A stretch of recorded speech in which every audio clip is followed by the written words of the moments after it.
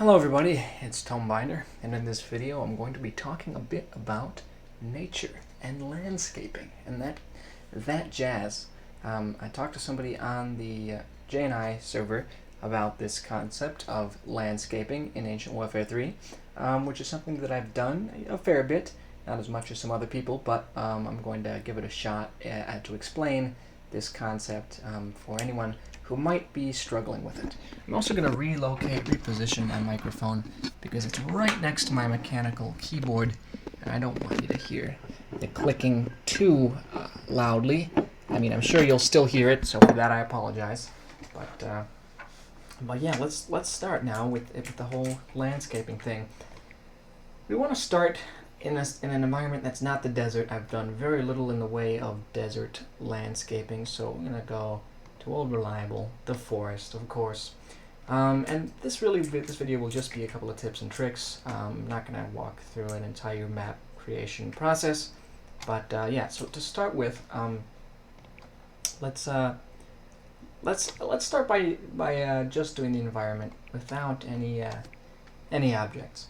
The very first thing you want to do when you're landscaping in Ancient Warfare 3 is set the ground color.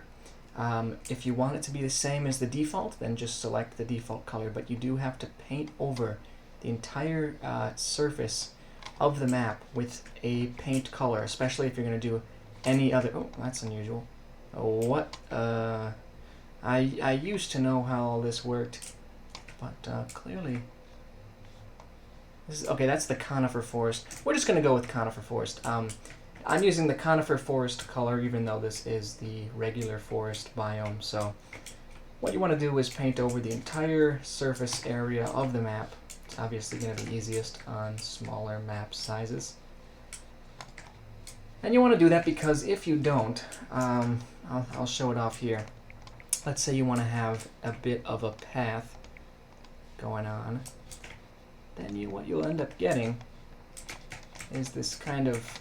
Yeah, it's not too obvious here, but yeah, see, it's much more obvious that these edges look very, well, not so great on the default ground. So you have to create, whereas if you go over here, you'll see the edges are just a little bit softer, a little bit smoother. So, are they?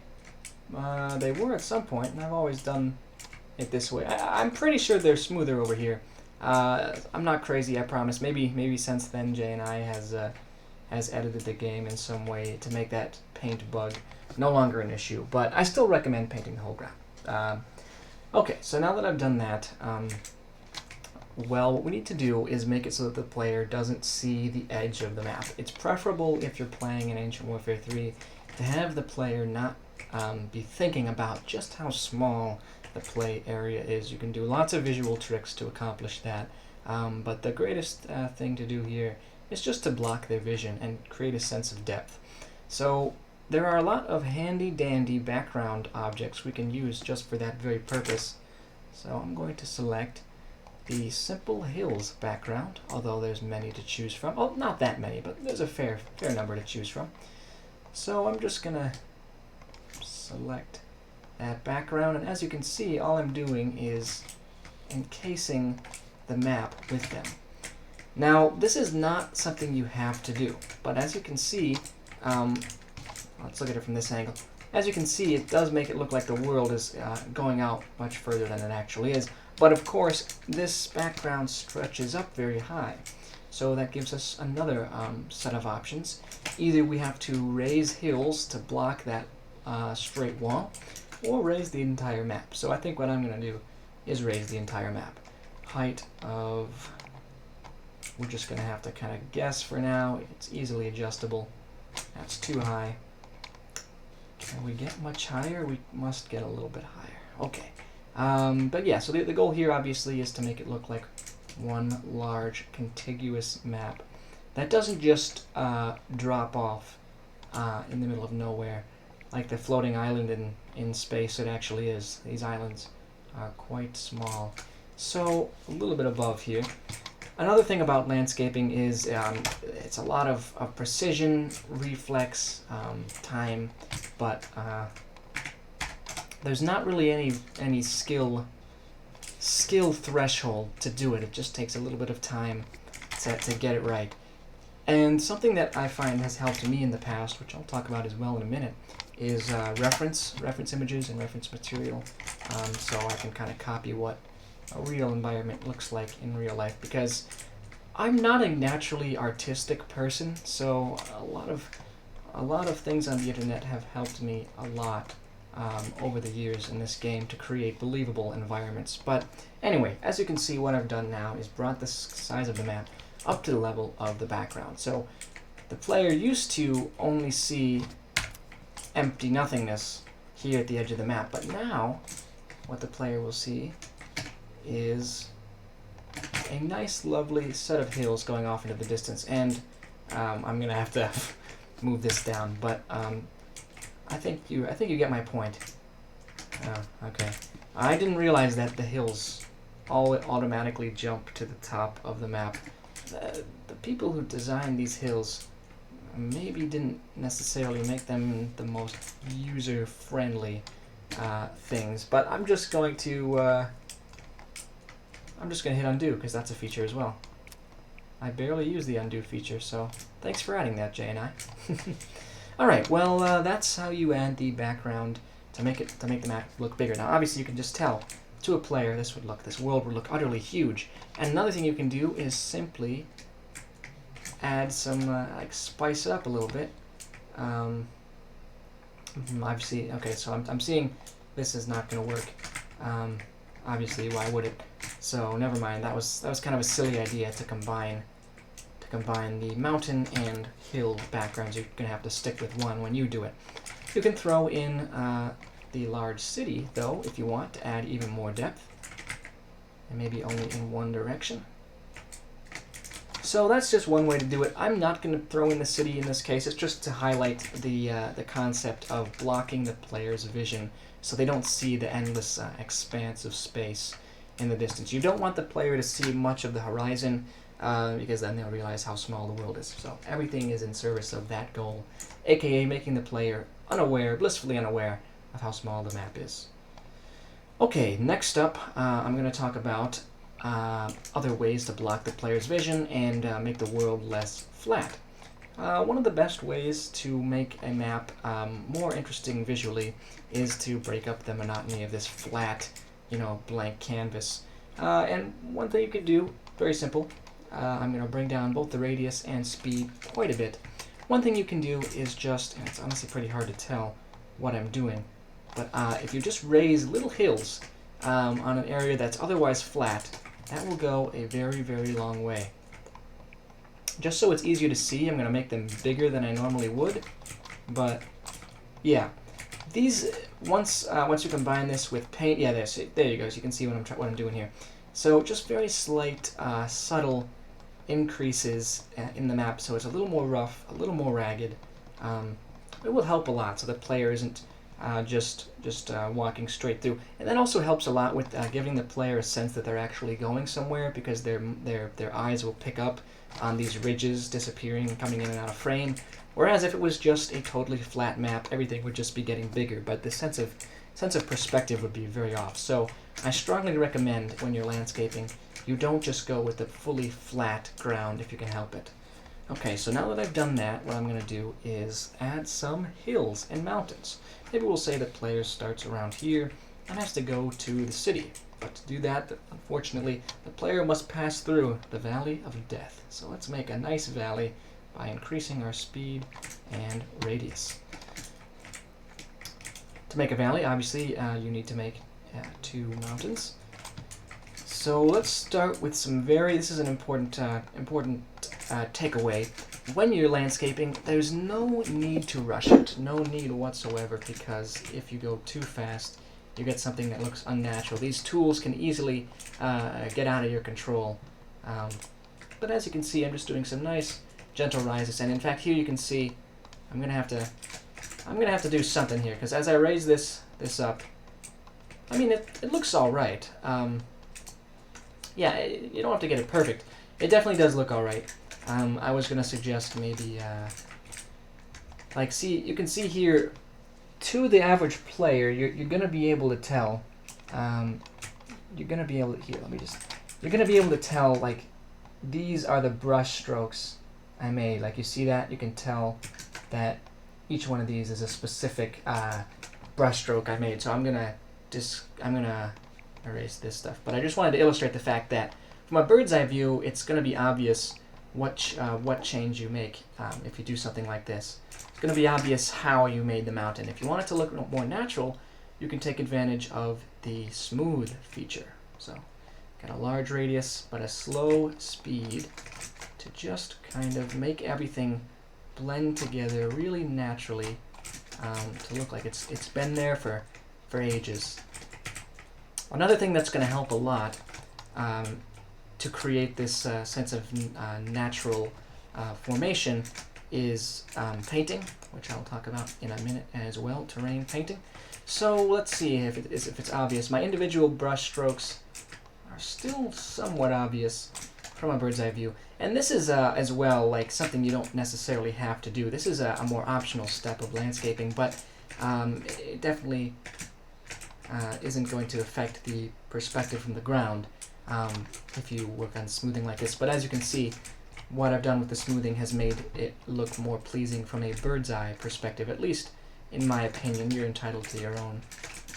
So that's one side. We'll do the other one, but we'll not make it as fancy. Let's just do some smoothing and call it good. We're not going to make it as big as the other mountain because this is not a comprehensive video. Now, if people do want me to do more detailed, more in-depth tutorials on other facets of map design, let me know. But okay, let's continue. Obviously, the next big step here is going to be terrain painting. That's landscaping for you. This is taking place in a forest biome. I'm not going to do much to change the general color palette of green. But I think what I'm going to have is I'll go with a dirt path running through the center of this valley of death here. And it'll have just about that width. Actually, no, we're gonna make it substantially less wide. Okay, now here's what we're gonna have happen. This start of the path, obviously, we don't want the player to see it because they're gonna just see it come to a halt. It's supposed to look like it's it's gonna go miles in that direction. So it'll be important that the player doesn't see the path end here. The player will spawn here. They'll see that, and their view of the end of the path will be blocked by something else. But anyway, let's continue with our path here. And you don't necessarily have to use the speed I'm using, but I kind of like it. It makes the edges a little bit softer, whereas if you go with speed, the maximum speed here, I'll just illustrate. If you go with the maximum speed, everything's a little bit harsher on the path. So really, that's just a personal preference. You can definitely do it either way. This way definitely makes it look more clean and like it's been there for longer. And I know a lot of people go on the maximum speed. So again, that's a personal preference thing. Okay, then let's use the color picker to select this color. Go back down to where we were at. Something like that, I do believe. And we'll just take this path through. And you'll also notice that I'm using the path and I'm sort of forming it to the hills that form, except obviously this one it's going right over. But if you form your paint to the environment, it looks very natural, looks very nice.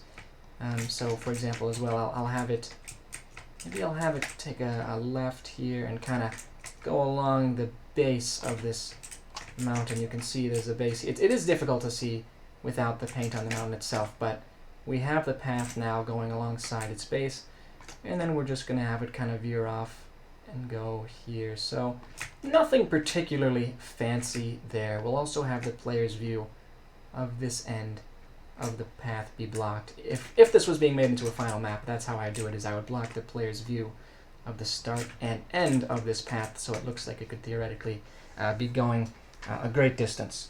So let's save this. We can click Update Modular Buildings, but generally speaking, if you're going to be editing and landscaping, you should be clicking No there. So let me just call attention to that again, actually.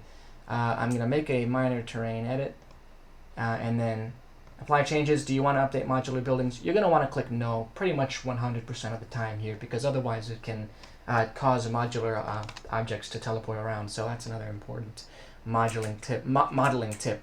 But okay, you can see I kind of like this hill. I like the hills on either side of me. This one's much shorter. It's honestly more of a ridge. I don't know. It's something very, very small. All right, what we'll do as well is take away the naturally occurring trees. I'll keep the rocks and I'll keep the grass. I wonder if I subscribe to that pebble object. No, someone posted that earlier today. I'm definitely going to do that because it'll help. But there's a pebble object you can put on your paths to make them look very, very nice. Anyway, let's now continue with our painting. People might be wondering how to paint these hills to make them pop a little bit more. What I'm going to recommend is just painting them a slightly different color, as well as a little bit of modeling, and that's mottling, mottling with different colors. Okay, so we're going to take it slightly darker green, increase the size and speeds. We're just going to have it cover practically the entire hill here. This is actually probably too dark as far as greens go. Unfortunately, I've gone too dark, but that's okay. I will edit the color again once I've got the actual body of the hill encompassed, which I think I have. We're just going to change it to something kind of... No, see, that's too similar as well.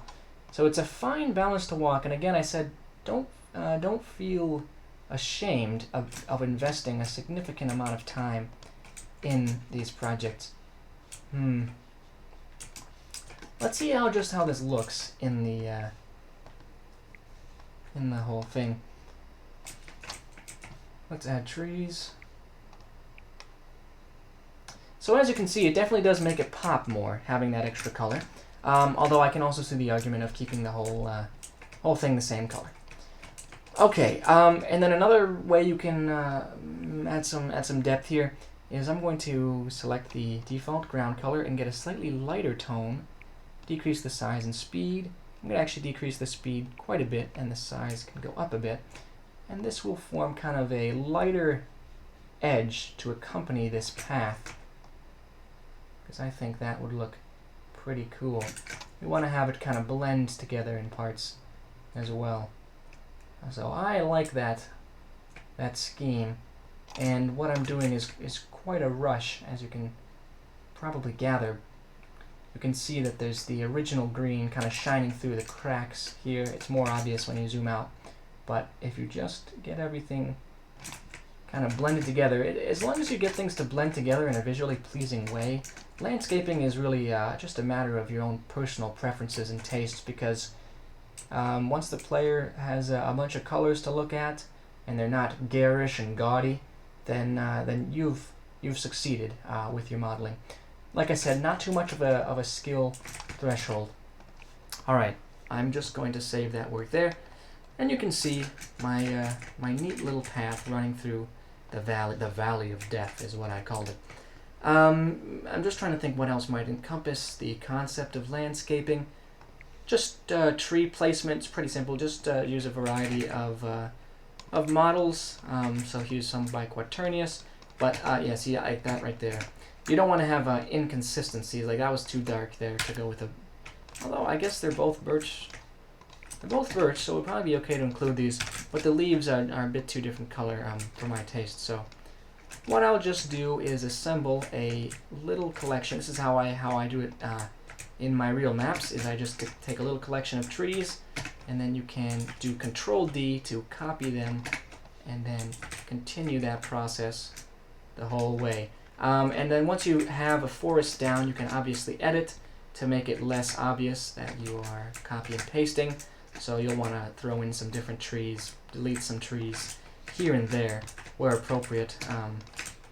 Yeah, I'll do that now, just to add some variety to the mix. And I do also want to mention that I'm going faster than I would normally, but this is a good baseline, I'd say. And here you can see the danger of having too much of one kind of tree. I said that it was a problem to have too inconsistent, but here we can see that being too consistent could actually also be a problem in and of itself. So I'm going to add some trees here by Quaternius that have a slightly different shade of leaves. It's a less pronounced difference in the color. Whoa, I'm moving around without my control. That was freaky. But okay, let's now turn the naturally occurring trees back on because there's no reason to ignore their help. Now you can see that in this forest biome there aren't birch trees. So if I was really on the ball, what I would have done is used other types of trees for this hill. So it would be consistent with the trunk colors because we've got brown trunks here and white trunks that I placed down.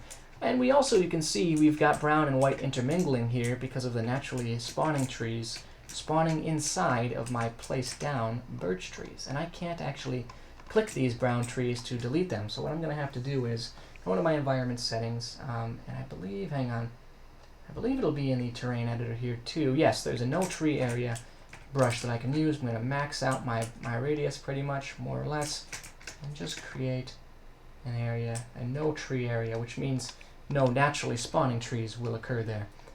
Now we can come back and see that there are no naturally spawning trees to interfere with my nice path. Other things of note, trees are not the only piece of nature in real life. You should definitely use bushes. There's lots of good bush models on the workshop. This one obviously clashes a little too much for my taste, so I'm going to take it away. But as long as you're consistent with the color scheme, to a certain extent, people will really forgive a lot of what you might consider like inconsistencies or problems. Like you can see, it's just a nice little variety to engage the player's brain here with the different color leaves and different color trunks, although I would have done the same color trunks if I had been on the ball. So add bushes just for some variety. Also the jungle tree object is, I just want to give that a shout out. Even though it says jungle tree, people use it for just about any biome because it just looks like a generic kind of fern. Very, very nice object to sprinkle in and spruce up your maps, so I would give that a recommend. I also want to shout out the grass objects here because they are a big help as well. I'm going to throw them along the path, which obviously I'd be doing much, much more in terms of detail if this was a map that I'm going to be publishing. But that's just a matter of time, and you don't need to see all that. So again, you can see the grass, and maybe I'll throw some grass along the way here, just for kind of a nice little path. And then one more thing as well. There's also the opportunity when you get a scenario like this, the color brown, like a light brown, mixes with green super well. So we saw that in the Questing Hero by Mammoth. That's just the first one that came to my head. So one thing that might be nice is in this specific scenario, you add something like a carriage or a wagon made of wood along this path going into the city. So that's how I would model this scenario. I would also give people a recommendation if you want to make cliff sides, because this is a little life hack. If you want to make cliff sides, here, let me show this off now. I will put the radius. Oh, you know what? We're just gonna kind of get rid of what I just made and do this. Speed to max. Okay, so let's say we want to have a massive cliffside. Okay, that's fair enough. I'm going to leave the grassy top, but use my handy dandy terrain painter to actually paint the sides a nice rocky gray. I'll even use the stone light because why the heck not, am I right? We can actually max out the speed here and just paint the edges. It's almost like I'm frosting a cake. Just paint. And once that's done, you've got yourself a nice rocky cliffside. It looks very nice in my opinion as you're walking down, and it creates a nice color contrast as well. Actually, it fits just fine in this area. Also, if you want to go a little bit crazy, you can. Oh no, I think. I don't know what I was going to say there. You can do something. You can add rocks here.